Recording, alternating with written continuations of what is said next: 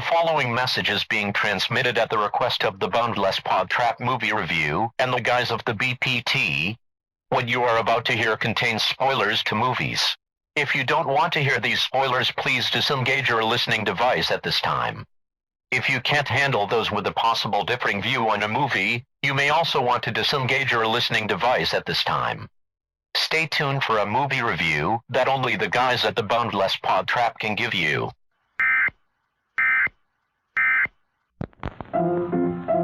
Let's all go to the lobby. Let's all go to the lobby. Let's all go to the lobby to get ourselves a treat.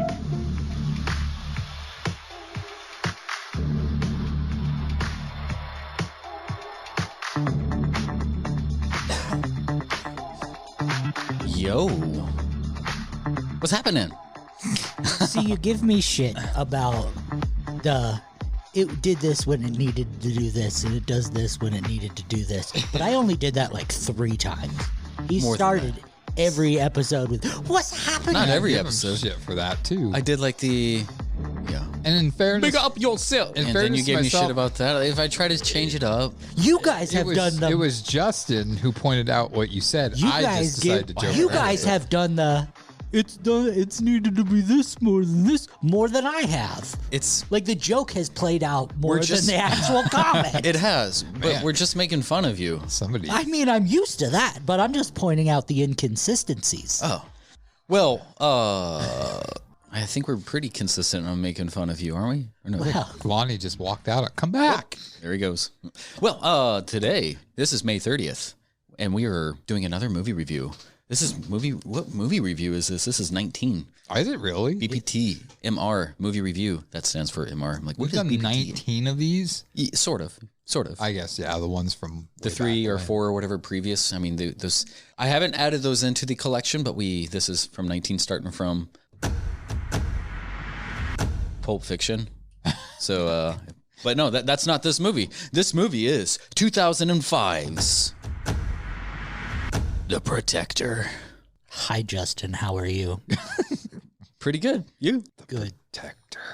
We're just gonna roll into the movie thing. Okay. Yeah. Did you guys watch this movie? Some of it. Okay. I watched it. All right. I watch it a few days before we record because, especially if it's one of your movies. What the fuck is that supposed I to didn't mean? watch it. I lived it. This is kind I of saw you. about you, isn't it? This is kind of. He does kind of look like the character of Mark. Hey, fuck you. Every movie we watch, there's a character that's me. None more so than the janitor in Electric. Yeah, was that was bad. spot on. That was you in 30 years. Digging 30 in, years. digging in the garbage, That's me on a bad day. finding dolls, and that's not him. So the Protector, it stars Tony Jaa.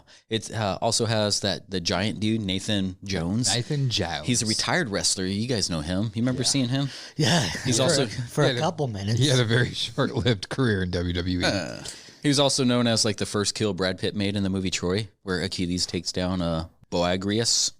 This also stars Xing Jin, a trans actress, and the hilarious Pechtai Wongkam-Lao, Lateef Crowder Dos Santos, and Johnny Nguyen. There's a few others, but those are like the main people there. So I don't know if he's sorry. This might come off it. This is not intended to be a racist It joke. will be. But I didn't know if he was actually saying any words there. If he was having a stroke.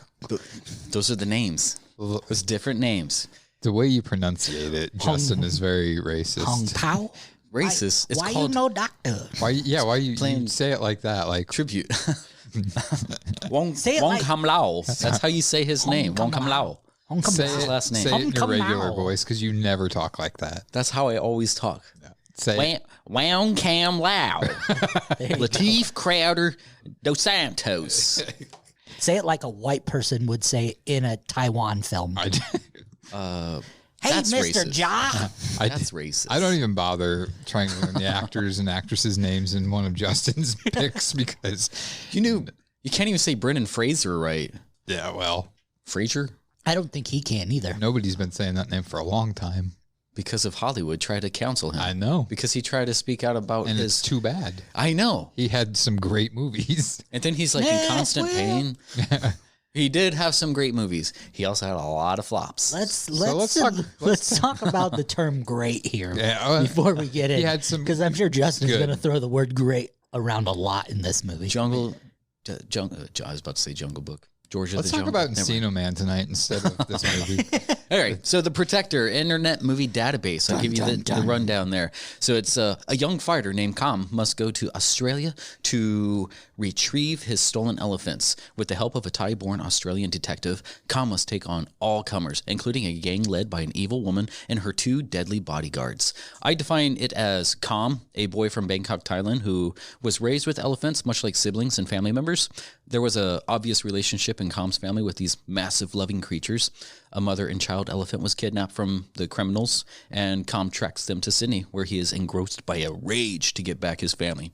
This movie is a... That was not on IMDb. Oh, no. That's okay. I switched it up to where mine is. That's where I said I defined it as. It'd be like elephants were stolen. Kung Fu fighting. This movie is a ride of rage. This is kind of like... That's the only way I can put it. It's... Like, many movies capitalize on, like, the happy ending portion, but the human condition is comprised of, like, 6 main emotions.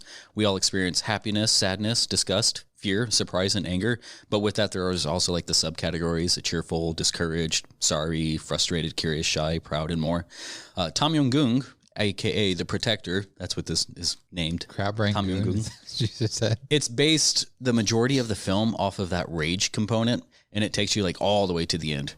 Like, the Kam character, he's accustomed to the position of a warrior figure. He trained to be a warrior of peace, a protector. But when you disrupt all that which he values and set him off, there's only rage. That's it. They pretty much snapped the last ribbon of control, I guess, in his mind. Yeah. Did I miss the part where we told our points for this? Because it sounds like Justin went right. We're doing it. This movie's tagline is, "Where's my elephant?" Is it really? No trouble. Where's my elephant? Yeah. So the Internet Movie Database gives this about a 7 out of 10 stars. I'll give you my rating because, okay. 10 out of 10, bitches. It is. Ring. Nope. It is a 10 out of 10 with a kick, I guess.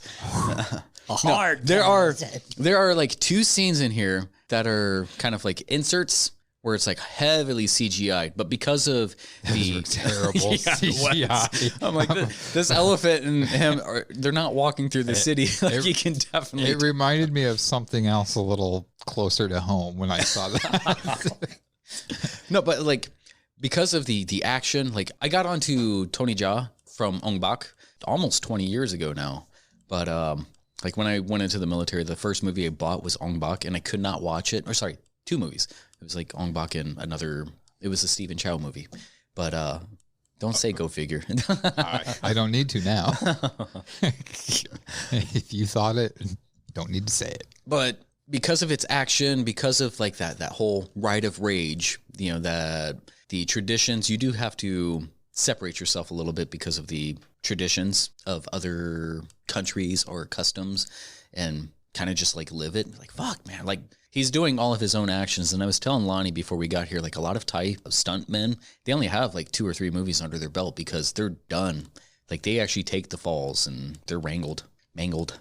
Lonnie, what's your score? So I did what Jeremy did for Begotten, and I instantly wrote down. I went to the IMDb message board and wrote down my review of this movie. It's pretty long. It's 5 paragraphs worth, and I'm a shit reader. So, but humor me, because I really put my heart and soul into this review. Oh, boy. I have watched this movie several times, and I've come to the number of conclusions. The first is that 90% of North American audience know nothing about Asian films, and more to the point, martial arts. Several other IMDb members commented on the repetitiveness of the movie, comparing to Jackie Chan and Jet Li and the use of Kung Fu. First of all, martial art flicks will always be repetitive, to some intent, since there are only so many ways to pick a fight. But stories do vary, as does the quality of the action. Tang Yam-gun is very similar to Ong Bak in its simplicity story and the noble feeling that surrounds it. Tommy Jaa's character. Mind you, in this movie, Tony is much more violent and brutal to his enemies. This sorrow at the loss of his elephant is a big part of his rage, and the simplicity of the story lets lots of space for the simple fact, and that a simple, pure story would be more poignant. Anyways, if you go to a martial arts flick looking to pick it apart and analyze the acting skills, then you're a fool, and you should never leave your American Hollywood watering hole. As to comparing Tony Jaa to Jackie Chan or Jet Li, are you insane? Both Jackie and Jet are in their 40s. Both are from China and went through actual training schools and academies as well as competitions.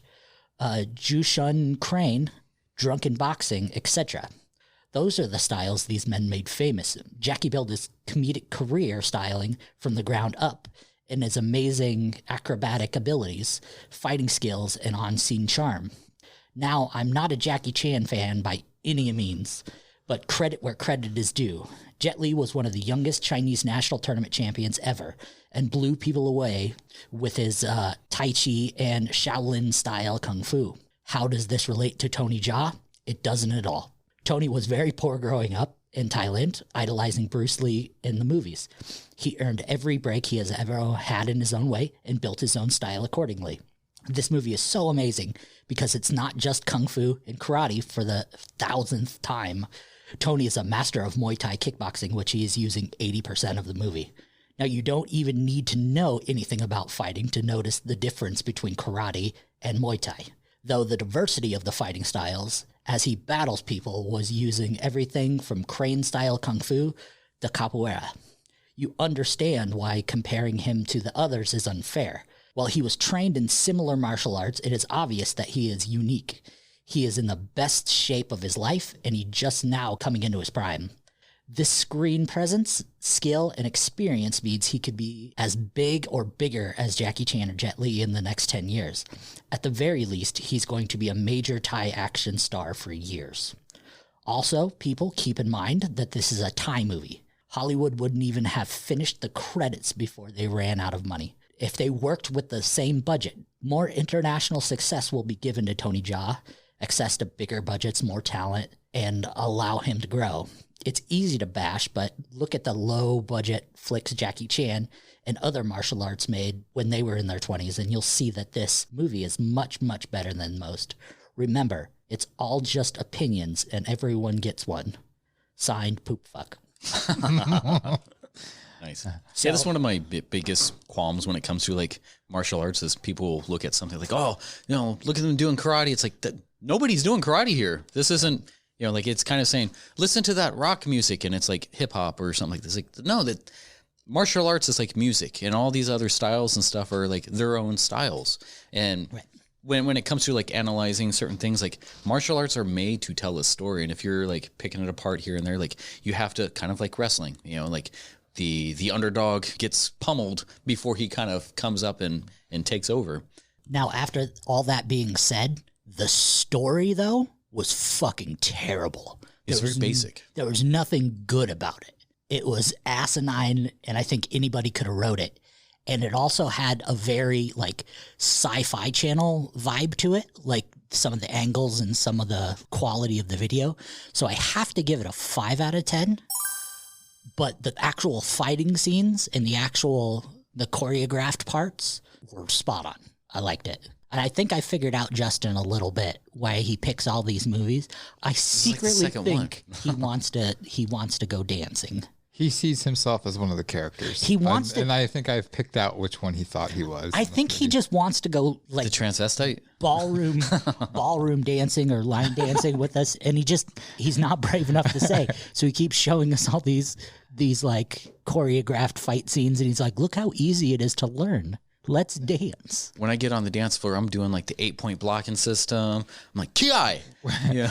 He's just really loved GDR when he was growing up. Yeah. I think Justin, when he watches this movie, because when I was watching it, the fight scene in the church in the water, I think the actor's name is Lateef Crowder. Yeah. I think Justin thinks that he's that guy. That's actually one of the guys I've been following long before. Like, this is one of the movies that put him on the map too. Before Tekken came out and he was cast as Eddie Gordo. I want to say they might even modeled Eddie Gordo as this guy. I can't remember when Tekken or the Eddie Gordo character was introduced, but there was a series called Damn that I used to watch back in middle school. It was like a web series, and it's like a whole bunch of a stunt crew, and Latif Corrado dos Santos was one of them. They did different styles and warehouse stunts and all that. Fun stuff. So, Jeremy, what's your rating? So, as Lonnie said, the story of this movie was horse shit. It was basic. I hated it. I know there probably are some cultures out there where elephants are like gods to them and stuff, but I just didn't buy into it to where somebody'd go through all this trouble to get an elephant back, which apparently was like 100 years old already and was probably on its way out the door anyways. It was the kid one. And then I know Lonnie mentioned this in his review, or poop fuck or whatever review on IMDb about the acting, and people that look at the acting are stupid. Well, the acting was terrible in this. It was all right. But on the flip side, I can 100% honestly say out of any fight movie I've ever seen, this was probably the most intense fighting I've ever seen in a movie. The shit looked real. I'm sure a lot of it was real, but I think it was very fucking innovative, the way that he would take guys down. I did when they had those people with like the roller skates and the light tubes and stuff like that. I'm like, the what fucking the X fuck Games is this? broke Yeah, out. it's like, what the fuck is this? It's my and then favorite that part of the fight scene, goddamn I'm just like, movie. oh my God, like this is pretty crazy. And then at the end for 5 minutes when he's breaking guys' arms for 5 minutes straight, I was like, wow, should be getting old, but it's not. So I'm ranking a little bit higher than Lonnie. I think for acting storyline wise, I was going to give it a 5, but because majority of the movie was fighting, there was a lot of fight scenes and they're pretty intense. I'm going to go a little bit higher. So I'm giving this a 6.5. Gives us a BBT rating of 7.5. Yeah, a few of those. I guess we'll just go back to the movie itself. So it was directed by PodTrap. Lonnie and I are done talking now.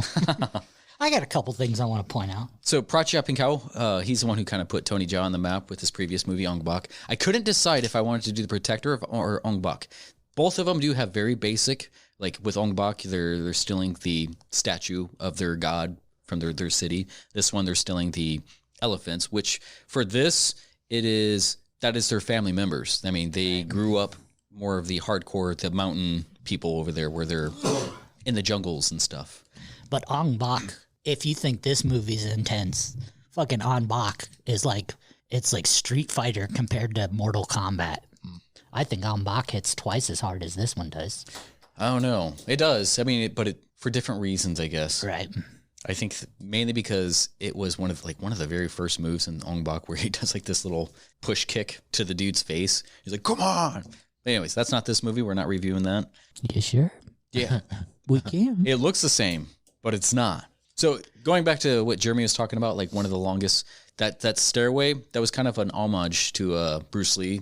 Yeah. Like Game of Death, kind of going up the many levels and taking on all those people. Wasn't it like a 4 or 5 minute long take? 4 minutes. 4 minutes. It was 8 takes. Yeah. This was actually the longest one-cut fight scene to date. That it was over 4 minutes. That was until Musashi Miyamoto film by one of my favorite actors, Tak Sakaguchi. He just murdered in a 77-minute one take I heard fight scene. Cocksucker That's what I'm calling it. We'll eventually delve into Tak Sakaguchi, but now Cocksucking Gucci. you're not even close. So yeah, this is definitely notarized as like one of the highest, most top 10 movies when it comes to like long fight scenes or if you want to say practicality or just the innovativeness. This is usually one of the ones that's always in there. Well, and talking, I have 3 stories to tell about this 4 minute long fight scene. Right. Then let me tell my point. Yeah, go ahead. Then you can get Yeah, your go ahead. 11 minutes worth of stories. Shooting a one cut is hard enough. Yeah. Imagining having to have the cardio to be fighting and the memory of like sweep kick here, push off, and having to be safe for 4 minutes. Well, and then the reset of everything Right. because they're breaking shit, and it took them a full day to reset. And you think about it, like one of the things me and Jeremy and Justin love is professional wrestling. And granted, like when they work a 25-minute match, Not They- WWE. they have to remember, like some of the guys are calling on the spots, but some of them have to remember 25 minutes of spots and whatnot, which is kind of the same thing as one long take, but they get breaks in between. And I think a solid 4 minutes would be more exhausting than 25 minutes. Oh, yeah. Well, that's one of the stories is a cameraman almost died filming this because he wasn't able to keep up with Tony Jaa. And who can? And it's just like, I don't know how many takes it was, but it was like he was like heavy breathing, and with the rig that they had, it was super heavy. So he just walked off. He quit. He stopped doing it. And it was a Thai camera guy that decided he wanted to step in, like a really small guy. And so he requested, was it a month? I think that he wanted off. He wanted a month off from that scene so he could get used to the weight of the camera and the movements and stuff. And they granted him that. And then, yeah, he came on and he was able to get it perfect. And that was just it. Like, they wanted this scene perfect. I assume it's probably one of his stunt guys as well. Probably. Usually the stunt guys can do like some of the camera work because they can be in on the action, the different angles and views that, yeah. Well, and then also they literally were on a take that was going perfect. 2 seconds before the end of the scene, they ran out of film. And because somebody miscalculated because of a outtake that happened earlier on in something they were filming. They miscalculated how much film they had left, and they could have settled for it, but they just said they wanted the scene to be perfect. So they had to reset for the whole day, and they did it again to get it. But it was just like, I can't even imagine the curse words that would be coming out of my mouth if you were 2 seconds away from the end of the scene and you ran out of fucking film. There's a part in that where he can probably just fake the funk, where he goes behind like the screen and you just see like guys' heads coming out of the wall or so. It's like he's probably taking a rest right there. Well, in his Gatorade, like a little marathon. I don't runner. understand how he did that. I mean, I can't even walk up a half a flight of stairs here before I'm out of breath, whereas he's fighting people, having to memorize where to be. I mean, I can't even imagine. They had to like block that scene for like weeks. Some of the fight scenes that I've done in other movies or films, short films or so, like just any sort of movement, especially also with dialogue, it's extremely challenging. So I have to give props to people who incorporate movement with dialogue, especially stunts or so. But yeah, it's a totally different. A lot of people think they can do it, but like when they finally do it, they're like, "Oh shit, I'm gonna miss my mark here. I'm actually gonna get hit here." Well, you know, Jaa actually he saved one of the stuntmen in this scene too, because you know, you start at the bottom, you're working your way up, guys are getting thrown over the banisters. It's a large spiral hall where, it was like 4 levels or something like that. I think 3 or 4 levels, but I want to say it might be 5, but at least at the very top. In the center is just the open area all the way down to the ground. And so as the camera's moving and fights are going on in levels, there's crew members down below getting crash pads out for when guys get thrown over. I mean, cause it's like a dance, like everything has to be smooth. Right. Jaa was at the point where he was going to be throwing one of the guys over the banister. Well, he noticed the crash pad was off. It wasn't in the exact spot it was going to be. So he, after he threw the guy, grabbed onto the guy and was hanging on to him over the rail. Jeez. Because if he would have let him go, he would have more than likely died because he would have missed the crash pad. You can't die from that. That's ridiculous. Yeah. I mean, and I don't know, was this movie showing like outtakes at the end or something like that? I can't remember. I don't recall. I don't think unless so. It was maybe something I watched on YouTube, but it was like they were showing kind of behind the scenes footage, and it's like when these guys are fucking hitting the ground, they're hitting the goddamn ground. Like it's actual concrete that they're landing on. I'm like, they do it for real. They do it for real. They're not American stuntmen. Definitely. I mean, yeah, it's you. I'm pretty sure. A lot of respect. I'm pretty sure this movie alone did end a few of their careers, but in Thailand and all that, like they're known for that. They're not unionized. I know of an elephant that didn't make it. Which one? The one that he was going for. Which let's talk about that final scene where they go to that building. They go to like a DoubleTree hotel, and then when they go upstairs, like all of a sudden it's like this Taj Mahal. I'm like, what the fuck? Like I don't believe for 1 second that room is in this building. They're different architectural structures. No, in Australia.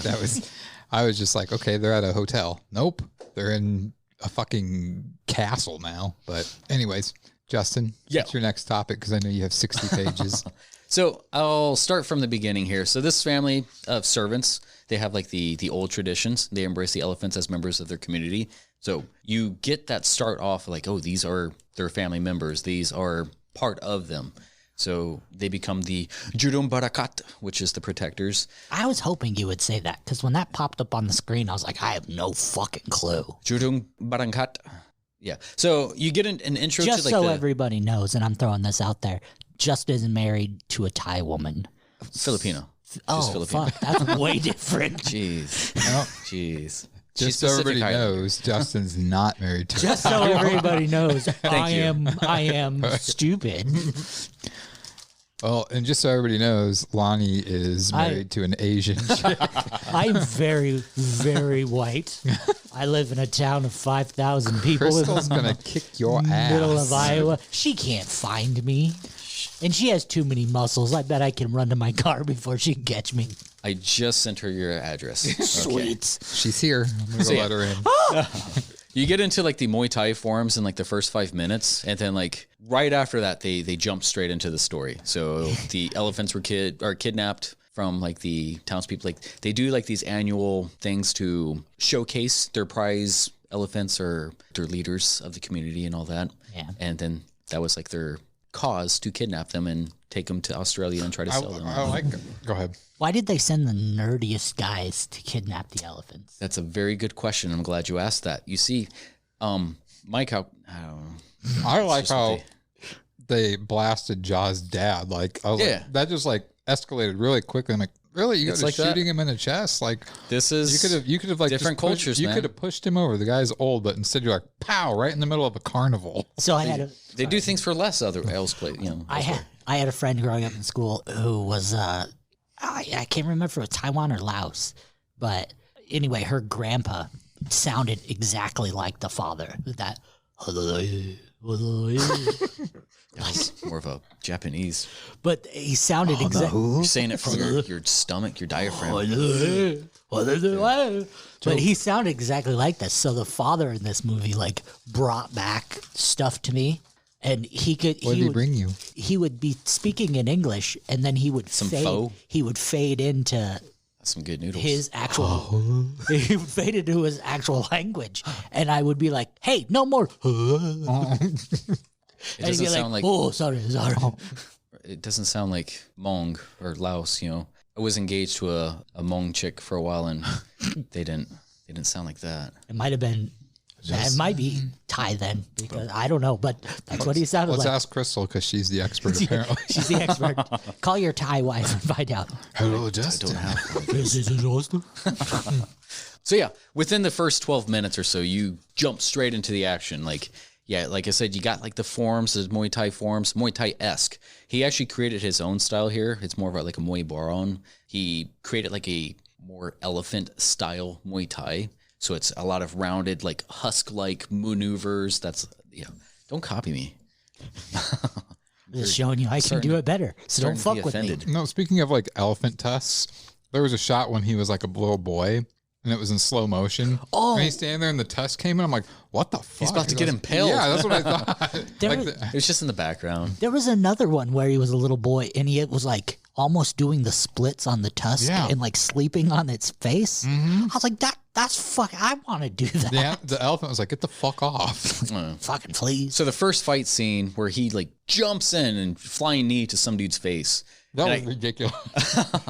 In slow motion. I mean, there is a small staircase there, so he did get a little bit of a running start elevation there. But I feel bad for some of those people, especially like that dude with like the copo, the heating glass. Oh yeah, treatment. That was very interesting. And then he almost saved himself, and then he gets smashed against the wall, the kind of the angled wall.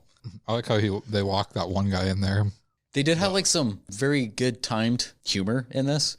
Like in the boats. There was a lot of bad. Yeah, there like, kind of was. Like the little kids at the beginning with the water guns and their reaction. It was playful. No. And then they did their little stance and stuff. But like the boat ride where one of the bad guys ends up on a dock of like some dock restaurant and he just like looks at the guy. Or the one where the boat goes into the billboard right into the crotch. Oh, I didn't even pay attention to that. I did like the Jackie Chan impersonator. He's supposed I was going to ask, was that it really wasn't Jackie Chan. It was an impersonator. And so they did that. Oh, you know, no trouble. I mean, they didn't say anything, but yeah. Let's talk about my favorite fight scene of the whole entire movie, where he's chasing Johnny and he gets to the drug deal. And the guy's like, this is stupid, puts the drugs away. And he beats up some of Johnny's hoodlums. And then he pulls the siren thing. And I'm like, oh shit, what's going to happen now? And then the fucking X Games break. And then for someone who enjoys deathmatch wrestling, why the fuck would their main weapon be glass tubes? Well, glass tubes are not that sturdy to where you can swing them 100 miles per hour. From someone who's been hit with glass tubes, because like I said, I like deathmatch wrestling and I wanted to see what it felt like. They hardly can go through a t-shirt. Like they're swinging them, hitting things, and then they break. They're like, oh shit, my weapon's gone. Wasted a lot of those because those things shatter with like the smallest impact. Right. They had to have had like prop ones that weren't real. And if you notice, like he was getting hit quite often with them, and it did nothing. But when they were leaving, they were real when they would shatter because it's just like they were leaving that white powder behind and whatnot. But one thing I will mention too about the fight scenes that I liked about this movie is that I hate the movies where one guy's fighting multiple guys, but they only go one at a time at him while the other ones are sitting there. This one, they actually made it seem like these guys were constantly going at him and not waiting for him to turn. Am I next? Yeah. Am I next? Yeah. It's number 16. Yeah, let's go. Exactly. Well, that's a good thing with the discipline of Muay Thai is it's a lot of knees, it's a lot of elbows, it's really close. It's your 7 weapons. Yeah, both elbows, both knees, both feet. I like how he took the bones from the elephant at the end and was like slicing that guy like 100 ways. Yeah. It had like the Mortal Kombat cutscene once you see the bones and the tendons being, So this is Thai movies have never made the top 10 box office until this one. That was. In what fucking market did this make the top 10? Primarily due to Quentin Tarantino. Did you like that? Well, that's the thing. Like at first I was like, here we go, Justin's movie. And I'm like, Quentin Tarantino story or something like that. I was like, what? Well, it said he presented this. Yeah, it was just to give the film more. Yeah, I mean, he liked it, so he presented. He also did things like Hero with Jet Li, Iron Monkey with Donnie Yen, Hostel 1 and 2, Hellride, 36 Chambers of Shaolin, and The One-Armed Swordsman. He didn't have any other credit other than presenting it, but, I mean, he's into this type of stuff. So, yeah, it has a big culture cast. So you got, like, your Chinese actors, your Thai, Australian, Brazilian, Vietnamese people. RZA, which we've covered on our movie reviews at one point. He scored this. He was the, UPS driver? The Oops driver? And The Dead Don't Die. Yeah. So he scored the Weinstein version, which cut off like 20 minutes of it, of the one that we watched probably. The one that I watched. If you watch the same link from like, was it Plex or Tubi or whatever? I watched off Tubi. Gotcha. See, I watched it on Prime, so I don't know if I had the European version or not. That would have been probably the regular, not the RZA one. So what I really like about Tony Jaa himself as an actor or performer, a lot of actors like working with him because as dangerous as his stuff looks, he actually pulls his stuff. I was watching something with Michael Jai White, the guy who played Spawn. Yeah, he was talking about how like Tony Jaa is extremely professional. Like if some of these people do graze or haze or whatever you want to call it, like, and then if they're going to do like that, they're going to do like that, and then they'll give it back. You're going to get a receipt. Yeah. So, no, I mean, nobody likes it when, like, an actor goes for real. So, as much control, like, when he's doing backflips and, like, hitting somebody in the head, like, he has control of that foot still. Like, I don't know how. His acrobatics, like, when you get into, like, acrobatics, your perception of gravity or where you are in space at whatever form, maneuver you are, you have a little bit more of a perception. It kind of widens your sensory perceptions. Yeah, and your body control is so incredibly unbelievable. Like in the skate scene or the BMX, the X Games and all that. Like the random X Games broke out. This movie had a $200 million budget and it grossed $27 million. So that's why I was like, this movie was popular. Like it lost $200 million. $200 million. Jeez. That was all light bulbs. Yeah, those fuckers aren't cheap, especially if they're LED light bulbs. Yeah, I must watch a different version because this said runtime was 151 and the one I watched was like 123. Yeah, I watched one that was 123. Yeah, so going to like that end part, his passionate like animosity, it kind of causes him to like lose his shit. Like you can see the hurt, the loss on his face, like when the main actress, like she reveals the skinned bones of the elephant that one of his family members, and like he's just a broken man at this point. Like the rage is starting to boil. It's like, fuck. And then like these guys are like kicking him in the face and like just throwing him down and all this. And he finally starts to fight back and like just, you know, he's breaking everybody's bones. 375 arms were broken. I saw it like as the ABCs, you know, it's the arteries, the breaks, and the cracks. It was kind of like a necessary overkill. Like you were saying something along the lines of like, is this thing gonna it's still going? If I was in that position as like a paid, you know, bad guy, and I enter the room and I see like, all I need to see is like 6 guys laying on the ground. I'm like, no, you're good. Yeah, You're good. I'm not going to be the one that's going to. But the people coming in afterwards, like 35 people are on the ground. Like you think you have a chance? And where were these guys coming from? Were they the wait staff downstairs? Yeah. Like, I don't get it. But You guys got past that door, like did you? Like I said, you'd think it would be repetitive and you'd get bored with it. But I was like, keep fucking breaking them. Yeah. Right. Nobody learned the lesson. Like, let's go. Yeah. that hospital, the nearby hospital, was busy that night. Yeah. Let me guess, broken fucking arm. Yeah. Did you kill an elephant? Yeah. That was his uncle Fint, his Ella uncle. It was his uncle. When he's in the police car. Well, they took my family. Okay, what family? Elephants. Did I hear elephants? What? Something I noticed about this movie, and it was towards the beginning too, when you first meet Johnny on the bridge and they run into the other Thai girl. It's almost like the Thai immigrants and It's just right there. They're neighbors. right. They were like, "Oh, you're Thai? I'm Thai too. We don't like that Thai guy." It's like they were their own little tight-knit group. Oh, talking about It whatever seemed Thai guy. interesting to me. There's only like the main 3 Thai people, which was the officer Tony Jaa. Right, and that's why I thought it was interesting, like the police officer being Thai, Yeah. and then the girl on the bridge being Thai, and then him being Thai, and then like then her comment was just like, "Oh, I'm Thai too, but we don't like that Thai guy." Talking about Johnny, it's like, you know, Yeah. Johnny's a Vietnamese character. They didn't really change his name. I think they titled him as Johnny Nguyen. Yeah. Since that's his name. They added Try in the middle. Oh, Johnny Try Nguyen. I liked his pants. He's a really good actor. There was like The Rebel. That's another awesome movie. Cradle to the Grave with Oh yeah. Mark Dacascos and DMX was in that one. Yeah. Yes. Wasn't what's his name in it? Jet Li. He was in Cradle to the Grave. Jet Li, I believe Aaliyah was in that one too. Because there was a part where it's just like I guess when comparing to like Jet Li, sorry, go ahead, finish that. No, I was just gonna say that John and I always laughed at that movie because there's a part where like Jet Li like steals a bag and he dumps the stuff out in the car and it's not what he wants and he's like, "Fuck." That's the way he says it. Anyway. Yeah, there was so many social media stuff, you know, throwing up like Jet Li. Like I like Jet Li. He's a really cool dude. But like when they pit him up, like who would win in a fight, Jet Li or it's like, well, Jet Li's gonna lose. It's like he was never supposed to continue his martial arts after his younger years because he broke both of his legs, and he's always resulted to wire work. That's kind of put him on the map.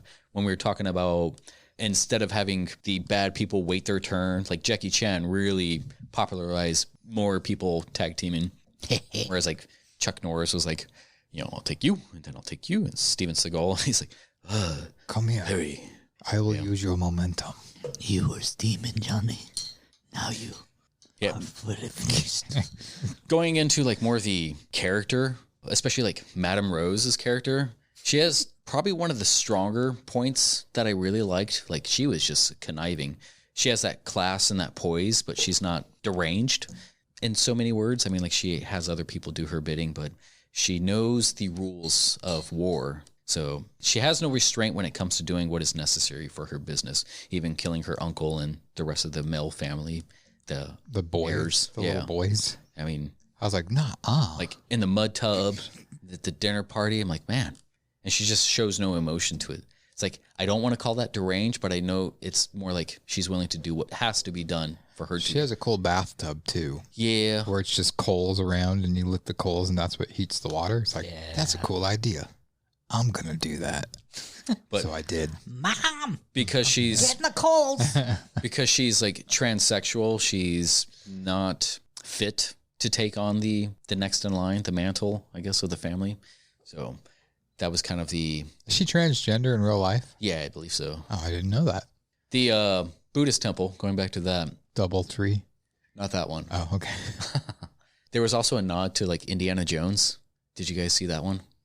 I just know that she had a whip at the end. Not that part. Yeah, I know, but no. Right after they fought Lateef Crowder dos Santos, which means of the saint. I'm going to do that every time.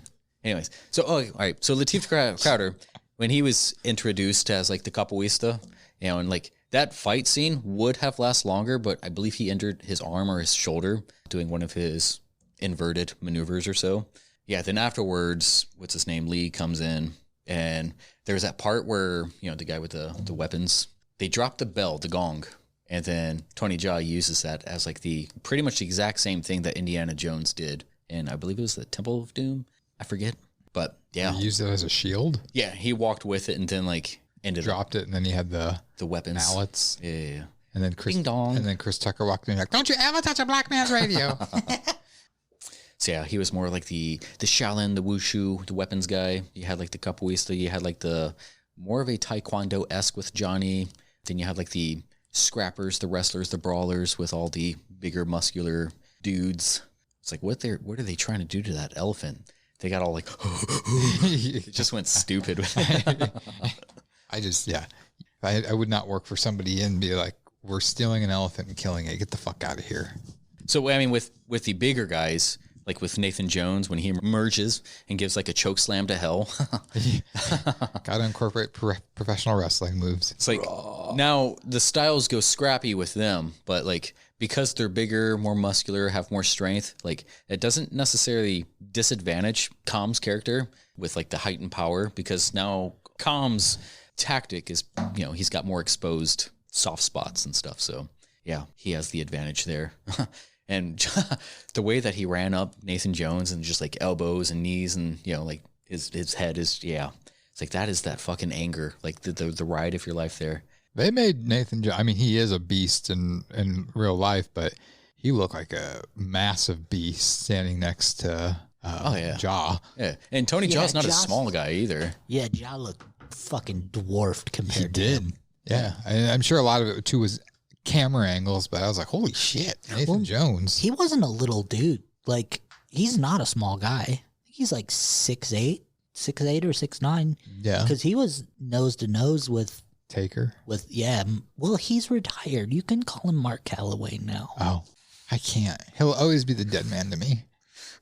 Yeah, that part where after the spiral staircase, they're in this exotic food market. Like, you have all these guests up there. But when he's fighting when Tony Jaa's fighting Johnny Nguyen up there at the end of the Game of Death fight there, it's like, it wasn't until I didn't get the time limit, but it was a long fight. But it was right after Johnny's head goes through the window. That is when the crowd is like, oh, yeah. It's like, you guys are just freaking out now. Eating hamsters and squids and just exotic extinct animals. He's near extinct. 6'11". What the fuck? Wow. Tony Jaa is? Oh, that's crazy. Stacked on top of Tony Jaa. Tony Jaa on top of Tony Jaa. Well, then all those guys in the end scene were 6'11" because they were all the same fucking size as him. Jesus. 6'11", my God. Yeah, also when the Thai chick goes into the uncle, Madame Rose's uncle's spot to dance for him, and she's on the other side of the pillar, and then the cops go in after the uncle was killed, and then they come out like immediately and talk to the other Thai cop, and they're like, we can't find her, we searched everywhere. It's like, she's in there. Like, you didn't search everywhere. There is something I wanted to bring up. Johnny's car's license plate. Did you find the significance in that? Yes. Did you? Yeah. Or are you just giving me shit? They're Australian plates, which means they're in Australia. You didn't, did you? Did I get one over on you? Probably. What was it? So the license plate was BAS. Badass. 365, which means bass fishing 365 days out of the year. Oh, wow. So his character was an extreme fisherman. Fuck. Did you get that? I did. That was next in my notes. Man, it's all by myself. You guys. All by myself. I can do this too. Was it really? Yeah. Wow. But that's not how you spell bass. Well, you can only have 6 on your plate. Not in Australia, mate. He's Googling frantically to see if I'm telling the truth or not. No, he's scrolling to page 2 of 60. Page 2. Let's move it to the, what will we change for this? Other than the CGI, there's not really much else I would change with it. I mean, like, there is only so much you can do, especially with like limited film. I don't know what they were shooting on, or were they filming on actual film? I don't know. 2005. You'd figure they'd be going digital by now. Yeah, but it's also international. I guess that's... I mean, it came out in 2005. They probably were shooting it in 2003, 2004. And that was back when... still be digital by then, wouldn't they? I don't know. That would have been around the time there was a little bit of digital out, but I still think that majority of everything was film. Okay. Still be shooting on 16 then. I don't know. I think just a little bit better acting. Like, I feel like there could have been just... I don't know. I know a lot of these guys are fighters. It's what they do. They're martial artists, whatever it is. But yeah, I just think that there were some takes where I'm like, really, that was the best? Like, you couldn't have did one more take and told them to do it a little bit this way? But that would, to me, that's the only thing. Otherwise, I mean, I think you can't really change the whole story of it. Yeah. I just, the elephant thing just didn't do it for me.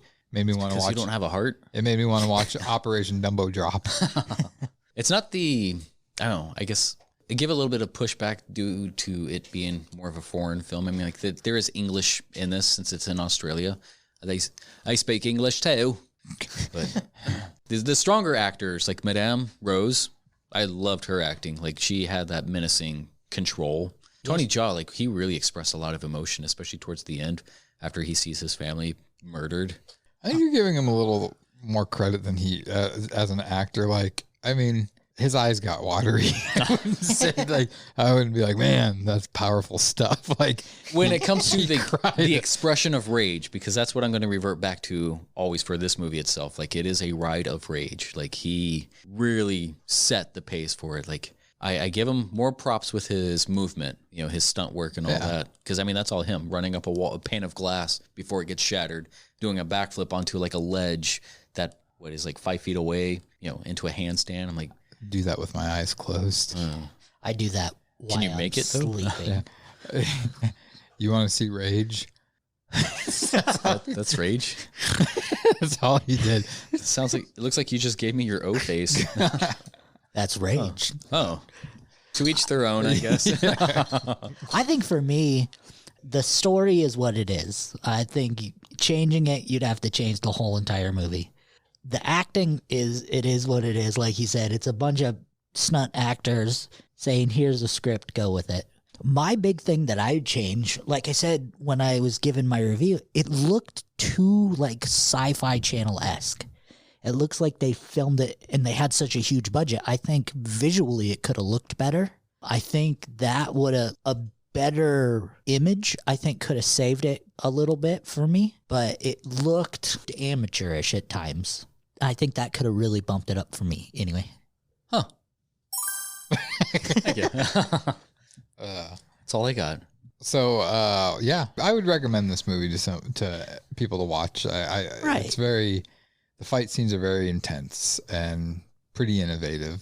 Very technical, like utilizing hard styles and then creating their own around the basis of the movie, which is around elephants. Like, I think I said Muay Baran, but Muay Baran is more like an acrobatic Muay Thai, but this was created as Muay Kachasasan.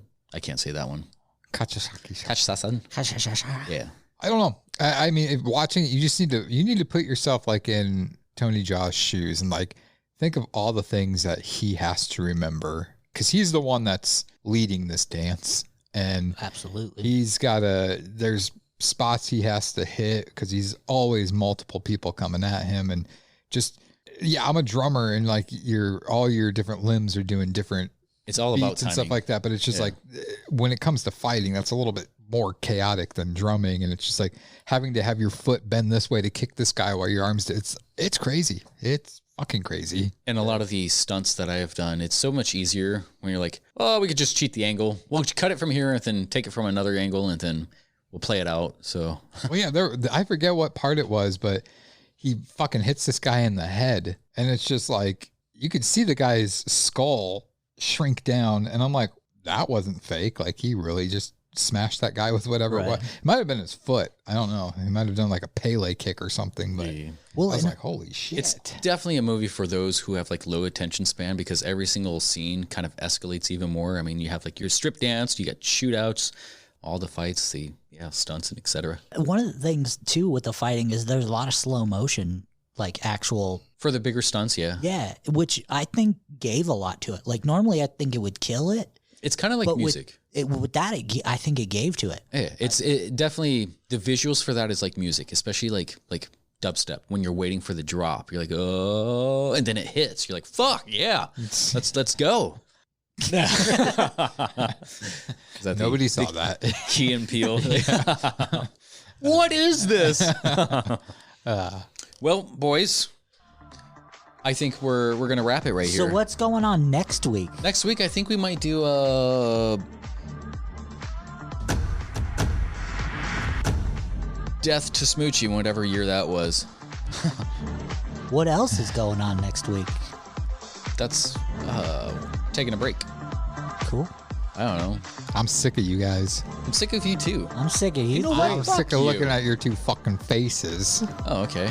We're done. No more BPT. Oh, that sucks. Yeah, fuck this shit. Instead of death to Smoochie, death to BPT. Oh, I didn't mean it. I'm just pressing buttons over here. I'm sorry. As you always do. The pop machine's out of CBD soda, so I said when that was gone, I was gone. They do refill it. Bing, You know? bing, Do they? bing, I think so. Sweet. bing, Well, then I'm still here. bing, bing, bing. Well, that's all I got, boys. All right, boys. Say hello to Crystal for me. Whatever. Say hello to your Thai wife and your beautiful Nope. white babies. Oh boy. Oh, and in case I don't see you, good afternoon, good evening, and good night. This concludes our broadcast day. Click.